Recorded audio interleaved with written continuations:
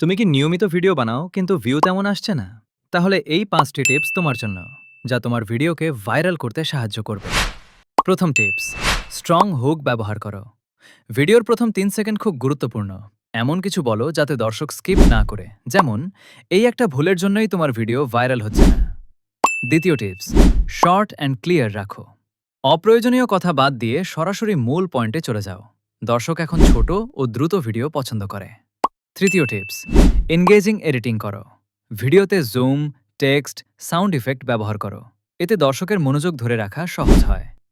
চতুর্থ tips, trending topic বেছে নাও। যা এখন মানুষ বেশি সার্চ করছে, সেই টপিক নিয়ে ভিডিও বানাও। তাহলেই দ্রুত ভিউ আসার সম্ভাবনা বাড়ে।